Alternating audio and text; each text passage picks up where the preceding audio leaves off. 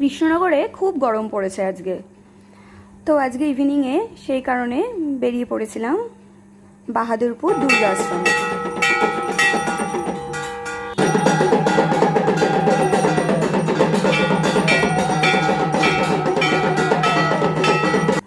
সেখানে গিয়ে মহাদেবের পুজোও দেখতে পেলাম।